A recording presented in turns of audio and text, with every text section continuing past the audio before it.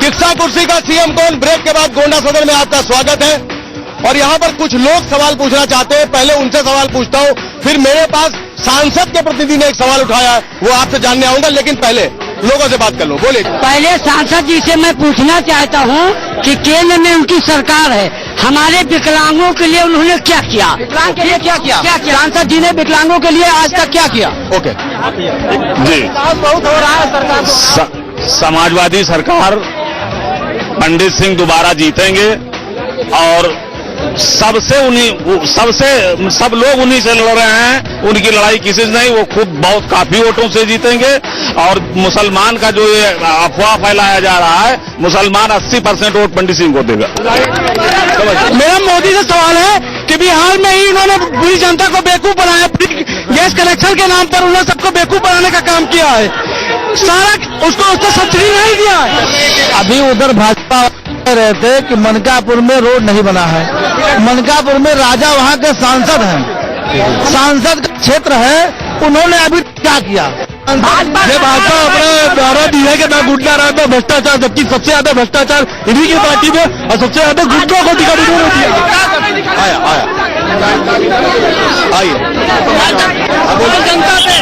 Samajwadi party सिर्फ विकास और विकास के मुद्दे पे बात करना चाह रही है।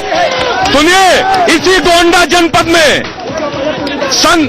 जब से ये श्री रामचंद्र जी के कंधे पर लात रख के ये लोग अपनी सरकार बनाए, 15 साल इन्होंने गोंडा की सड़कों को 15 साल गोंडा की सड़कें बर्बाद कर दिए। और अगर आज गोंडा से बलरामपुर, गोंडा से उतरौला, दर्जीकुआ से मनकापुर, बबनान, नवाबगंज से तरफगंज होते हुए करनेलगंज, गोंडा में 300 बेड का अस्पताल, महिला अस्पताल में 100 बेड का अस्पताल, समग्र योजना। आज 16 घंटे 18 घंटे बिजली गांव को मिल रही है, 22 घंटे बिजली, इन्हीं के घरों में 22 घंटे बिजली आ रही है।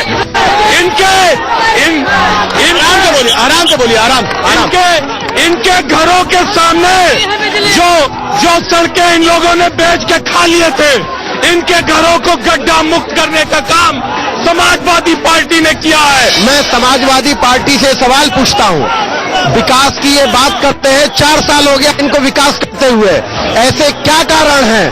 15 मार्च 2012 को समाजवादी पार्टी की सरकार बनी उत्तर प्रदेश में, और 2014 26 मई लोकसभा के चुनाव में समाजवादी पार्टी केवल परिवार तक सीमित रह गई, 5 सीटें केवल मिली। क्या कारण रहे? गन्ना किसानों का अभी तक भुगतान कोई नहीं हो पा रहा है। हमारे कृषि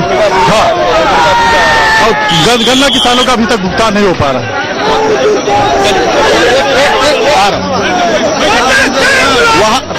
वहां से एक सवाल देखिए, हमारे बीच अब मंत्री पंडित सिंह खुद आ गए हैं जवाब देने के लिए, और उनसे पहला और सबसे वाजिब सवाल ये है, उनका कहना है कि गन्ना किसानों का भुगतान नहीं हुआ और आपदा राशि जो देनी थी किसानों को वो नहीं मिली।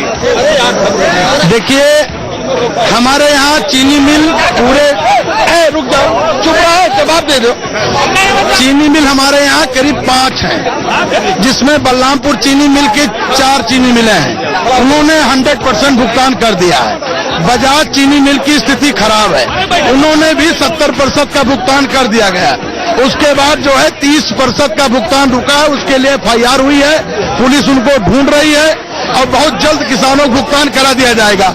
और जब सरकार हमारी बनी तब गोंडा जिले में 4 चीनी मिल नहीं लगाई गई, और भाजपा की जब सरकार बनी तो एक भी चीनी मिलें नहीं लगा पाए।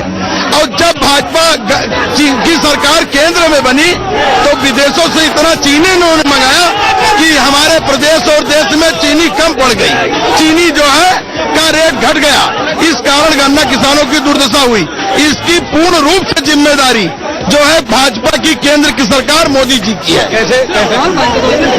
जब विदेशों से चीनी आई तो हमारे यहाँ चीनी ज्यादा आ गई भारत में, जब चीनी ज्यादा हुई तो रेट गिर गया, रेट जब गिरा तो मिल वालों को घाटा लगा, घाटा जब लगा तो उसके बाद जो है चीनी दाम, गन्ना दाम नहीं दे पाए, मिल चला नहीं पाए। अब जो है रेट कुछ बढ़ा है तो सब भुगतान दे रहे हैं। वैसे हमारे यहाँ बजाज चीनी मिल का थोड़ा पैसा रुका है, बहुत जल्द जो है दिला दिया गया। कितने लोगों के खिलाफ एफआईआर हुई और कितने किसानों को आपदा राशि मिल चुकी है? किसानों को आपदा राशि, सूखा प्रभावित क्षेत्र है, यहाँ आपदा जहाँ जो होता है, ये सब जो भाजपा के लोग हैं, ये कोई जनप्रतिनिधि नहीं है, ये कभी कोई चुनाव जीतने वाले नहीं है, न ये चुनाव जीतेंगे जीवन में। बस सिर्फ इनको आरोप लगाना है। जब कोई जनप्रतिनिधि होगा तो वो बंटवाएगा। विधायक जो है जाकर के अपने क्षेत्र में बंटवाता है। ये सब शहर की सड़कों पर घूमते हैं, शहर की सड़कों पर घूमते हैं, तो इनको पता नहीं कहाँ आपदा आई और कहाँ बटा। सारा आपदा का पैसा बट गया है। ये लोग सड़क सिर्फ कचहरी नापते हैं। तो ये भारतीय जनता पार्टी के लोग दुर्मुहे लोग हैं। ये अभी इनको पूर्ण बहुमत मिला केंद्र में, और इन्होंने कहा 15 लाख रुपए हम खाते में डालेंगे, 1 रुपया नहीं दिया। हमने कहा कि हम 55 लाख को पेंशन देंगे, 5-5 जो है समाजवादी पेंशन, 500 रुपया सभी के खाते में डालने का काम किया। एक सड़क आज देखिए, गोंडा में 2500 साल से सड़कों की मांग थी। आज जो है गोंडा ये 4 लाइन गोंडा से जरवल 458 करोड़ स्वीकृत हुआ। गोंडा से बलरामपुर 143 करोड़ स्वीकृत हुआ। दर्जी कुआं से मनकापुर बमनान 46 करोड़ स्वीकृत हुआ। बमनान जो है मनकापुर सादुल्ला नगर बमनान ये 56 करोड़ हुआ। जो है ये 163 करोड़ नवाबगंज करनेलगंज मार्ग पर हुआ। उसके बाद जो है करनेलगंज आर नगर कुकुरगुआ 46 करोड़ हुआ। अंबेडकर चौराहे से और कटरा तक 56 करोड़ हुआ। इसके बाद ये बड़ी बड़ी सड़कें जो गोंडा के लिए बहुत जरूरी थी, ये इनकी सरकार 14 साल की थी। ये 14 किलोमीटर का सड़क का नाम बताओ कि हमने बनवा दिया। अब पूर्ण बहुमत में आ गए, ये बताओ इन्होंने क्या किया। देखिए मैडम, उनका साफ तौर पर कहना है कि जिस तरीके से केंद्र सरकार को पैसा देना था वो पैसा नहीं दिया, लिहाजा आरोप तो आप लगा ही नहीं सकते। नहीं, देखिए, वो उत्तर प्रदेश सरकार के माननीय कैबिनेट मिनिस्टर है, मैं उनकी बात का खंडन नहीं करता हूं, लेकिन मैं सिर्फ इतना कहता हूं कि प्रधानमंत्री और मुख्यमंत्री का जो रिश्ता होता है वो पिता पुत्र का रिश्ता होता है। मुख्यमंत्री प्रधानमंत्री के अधीन होता है, और ये आपने देखा भी होगा, जब उत्तर प्रदेश में प्रधानमंत्री जी आते हैं तो एयरपोर्ट पे मुख्यमंत्री जी गुलदस्ता लेके स्वागत करते हैं। उत्तर प्रदेश की जो योजनाएं चलती हैं वो भारत सरकार का उसमें 80% होता है, उत्तर प्रदेश सरकार का 20% 30% होता है। आप लोहिया नहीं रुक जाइए, आप लोहिया समग्र गांव में गोंडा जनपद में अगर आपने बहुत दिया होगा तो 2500-3000 आवास, प्रधानमंत्री जी ने प्रधानमंत्री आवास में 1.5 लाख रुपया दिया। गोंडा जनपद में 80,000 आवास और पूरे देश में 2 करोड़ आवास फ्री में 5 करोड़ गैस कनेक्शन। तो मेरा मुकाबला समाजवादी पार्टी क्या करेगी? बड़ी अजीब सी बहस हो गई है।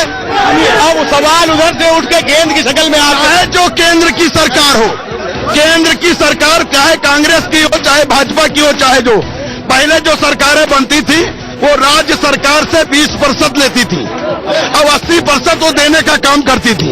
आज की जो मोदी की सरकार है, राज्य सरकार से 50% लेती है और 50% देने का काम करती है। क्या काम इन्होंने किया इस प्रदेश में?